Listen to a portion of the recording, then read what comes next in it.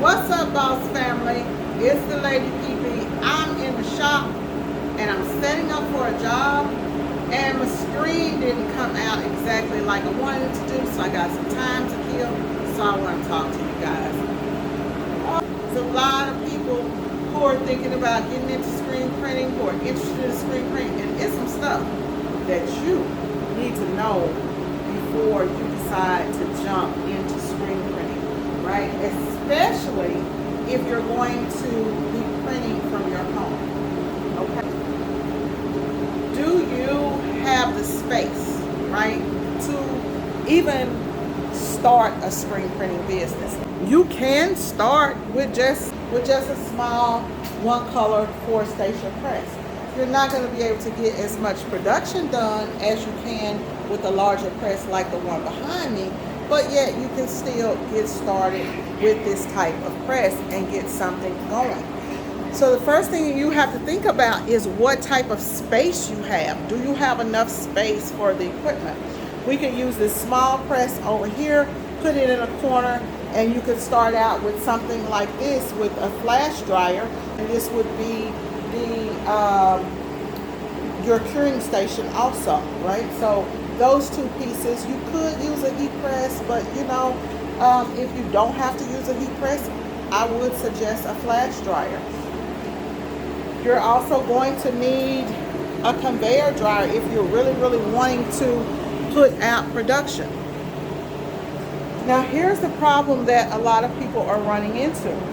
A manual press, it doesn't run any electricity, right? So when you're working in your garage shop, you got to think about your electrical requirements. Are you going to be able to run all of the things that you're going to be able to, that you need to run in order to successfully make a true run at it at home?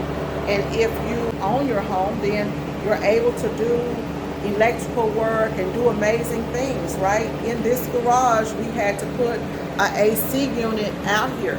Do you have a window in your garage?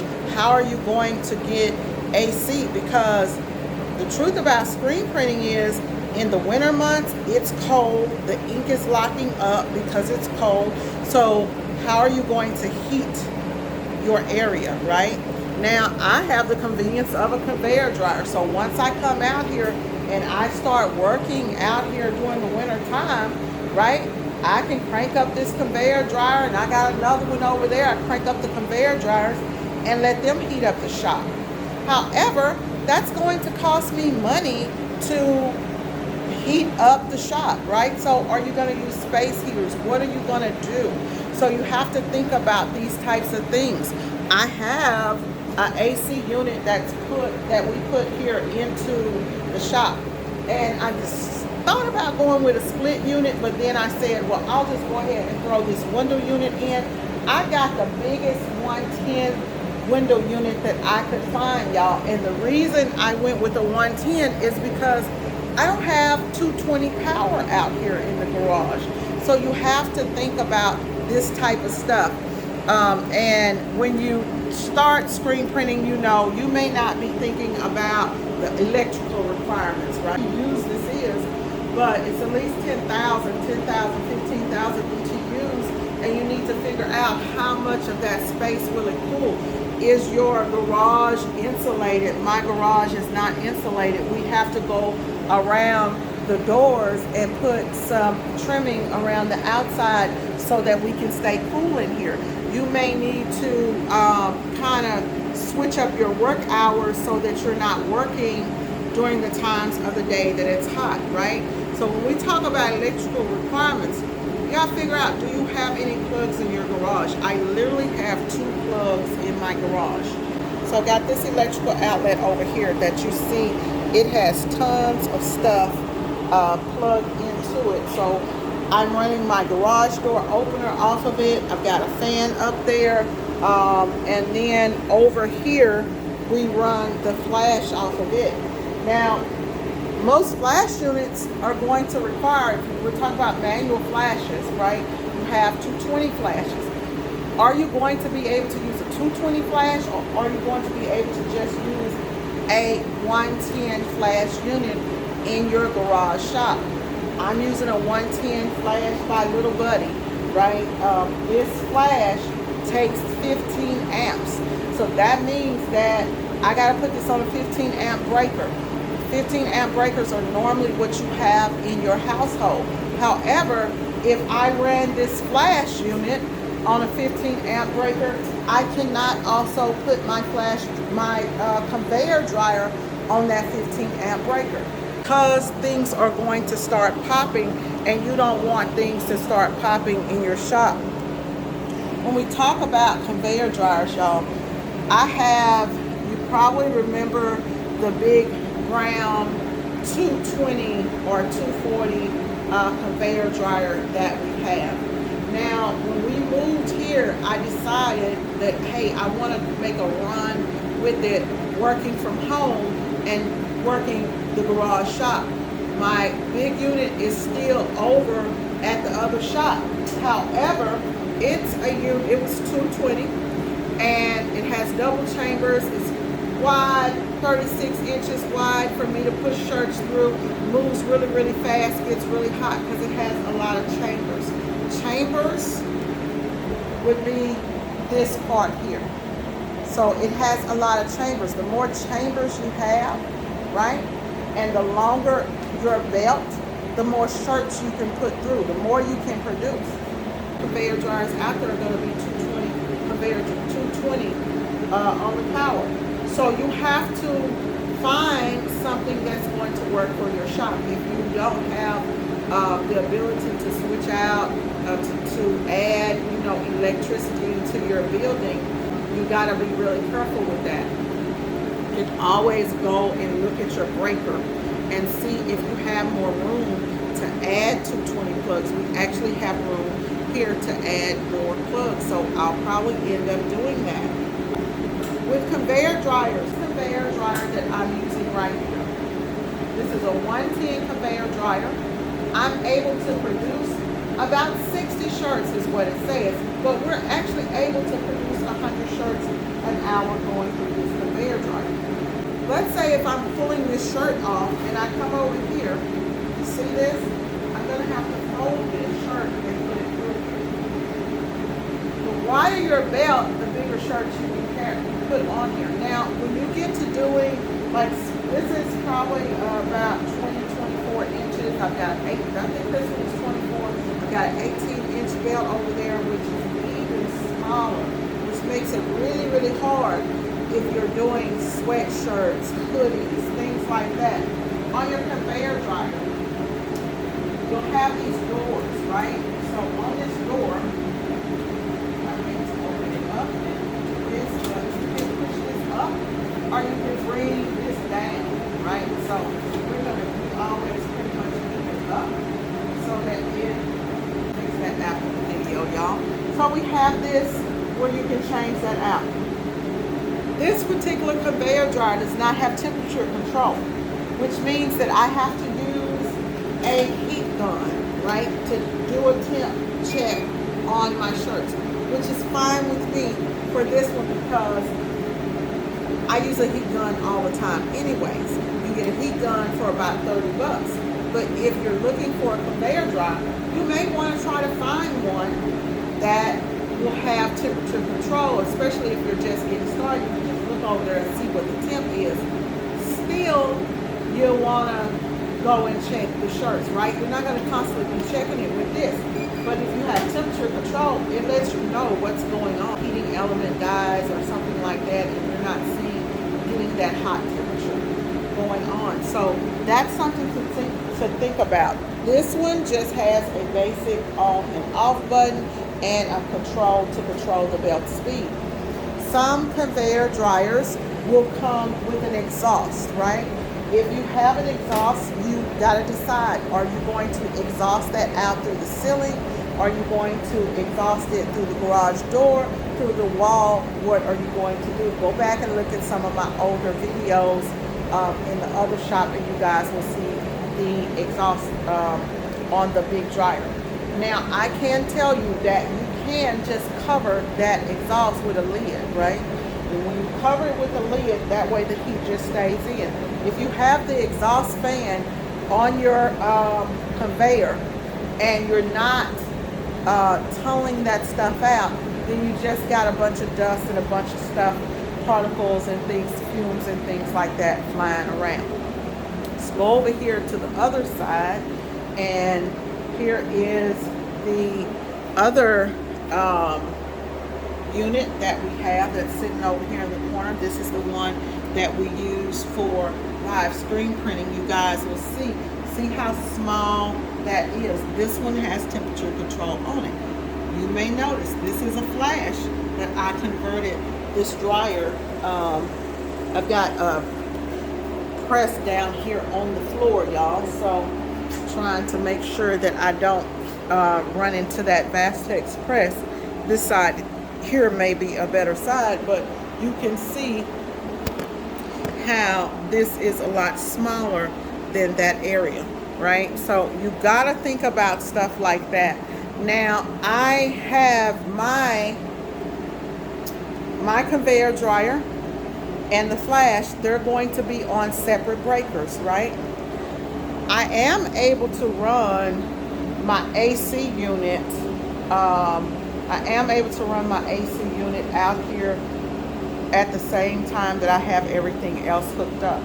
Now, what we did is, because we have a washroom, if you have a wash area, and this is something that's really important. I was talking to one of the ladies that I'm mentoring, and she was having some issues, and so we came up with this solution. I want to show y'all the difference between some plugs, right? This plug right here, it's that new style plug, right? You have these in rental homes and in homes where people are concerned about the amperage or power going through here.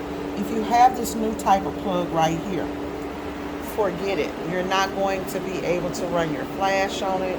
Once it heats up to so high, then it's going to shut off. This plug here, old school plug without a shut off. Now, I can tell you guys from experience, if you have a washer and dryer in your shop, if you have a washer and dryer in your home shop, those plugs are probably going to be on 20 amp breakers. Your dryer will more than likely be a 220 plug. You can go ahead and then use your dryer plug as your 220 power, right? You can also use that dryer plug to, not the dryer plug, but the dryer area to run your exhaust out if you have the exhaust system on your conveyor dryer. So hopefully those tips will help you. You just have to make sure that you are able to run your shop efficiently with all of the different types of equipment. Now, we're able to successfully run the AC unit, our conveyor dryer, and a flash dryer. I'd be pushing it to run this dryer, right? Even running my heat press. My heat press is a Geonite heat press. This one is the temperature, has the air compressor that it needs to run with. The air compressor is going to take electricity. This is going to take electricity. So I'm not able to effectively do multiple things at one time in my shop, right? Which is fine for me because I don't use the heat press often. But if Ken was over there and he was screen printing something and I was over here and I wanted to heat press something, we'd have a problem. Now you can run plugs, you can run cords, right, around the place. If you're going to run cords, then I would tell you to make sure that you're running a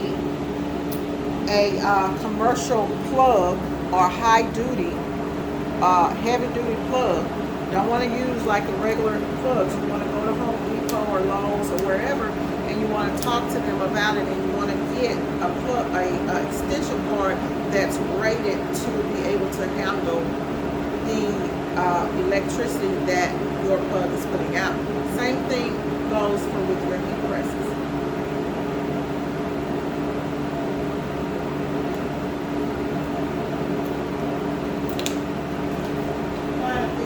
There's something else that I can tell you guys. So you're also going to need, when you're screen printing, y'all, you are going to need a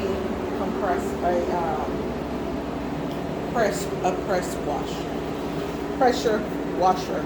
The words are bothering me today. You're going to need a pressure washer. Okay. This is going to help you clean out your screens. We had a lady in the class who was scrubbing screens for hours and at her home, and she just could not get them clean with the garden hose. And so she came in, Ken showed her the pressure washer, and boom, there it was. I purchased this pressure washer from, this one came from over at Harbor Freight. You don't need a lot of pressure to be able to, I'm trying to get the name on there for you guys. You don't need a heavy duty pressure washer to clean your screens. But there's a green one that is a step down from this. I used it for years. I can't think of the name of it. I think it's Ryobi. I used that for years, right? And I kept taking them back and back and back because it could not stay outside. I also, if you do not have the room for a pressure washer like that, this is the pressure washer that I train with when I go out on location and people call me to their shops to train them. I have this mobile pressure washer, which is battery operated, right? So I charge it up. The hose here, I drop this in a 5-gallon bucket of water, and this is how I clean screens when I'm out mobile or when I need to show people how to wash out a screen, all of that type of stuff. Anything else that I can think of that, I'm trying to think if there's anything else that I can think of that I can tell you that you're going to need, or tips that you will need. For me, these signs really help. Even if you are in your shop and you're running your shop by yourself, it helps to have signs up letting you know, reminding you, hey, turn this off, do this, do that. It really helps, guys, to remind you. You guys see I have a lot of lights going on up in here in my shop. Hope these tips help y'all. I'm going to go ahead and set up this job now. If you are in the Dallas-Fort Worth area, or if you are looking to learn how to screen print, reach out to me. I'm LaTonna Robertson, the Lady Print Boss, and I teach people how to boss up in their t-shirt businesses. So you know I can teach you. I'm going to go ahead and set up this job, get it done. Today I'm going to have to work with some vinyl, y'all. We are going to work with some vinyl, and let me go ahead and do this because this is actually going to be the intro to my next video. Let's talk about the screen print. Okay? Let's talk about screen. So we're going to do this job today. It's about 100 pieces or so. Nice size order. Beautiful blue shirts. These are going to have white ink on them. Blue and white, blue shirts and white ink go perfectly together. Always checking my hands as a printer. So I'm just going through laying out these shirts for pen. So we have a problem, y'all. So when you gotta decide what are you gonna do about those small shirts. In this order happens to have some very tight shirts. So from adult small on through extra large, 3X, 5X, 4X, adult small up, you're going to use one plate, you're going to use one screen, right? However, when you get into the smaller size shirts, you may have to think about it. So I want to show you guys some things on your plates with over here and just show some things. So I need to do a test and check and see if these small shirts are going to fit on the plate. So normally from youth small above, they will fit on the same plate. But now we have this design, which is a extra small. And it does fit, right? It does fit. Sometimes they will not fit. So this is a youth extra small. So while it fits here on the press, we gotta see now if that design is going to fit. And we may want to switch out. See if the screen is dry. That screen is dry. Switch that out if we need to, but this is going to fit. This is actually going to fit. It's going to be bigger on these youth shirts. It's going to be huge. Now your customers can decide whether they want to do a separate screen for the job, right? If this did not fit, then I would cut this out in heat press vinyl. Looks like I saved myself today. I don't have to cut this out in heat transfer vinyl. I'm gonna go ahead and set up the job. And well, I'm not gonna set up the job. The job is basically set up. Matter of fact, I will go ahead and set it up. What we call setting up the job anyways. Since I'm gonna go in, we're gonna do this really quickly. This is how we set up our jobs, right?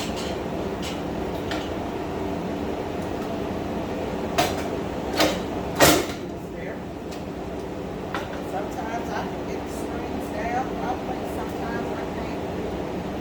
So all of my micros on the press have been realigned from class.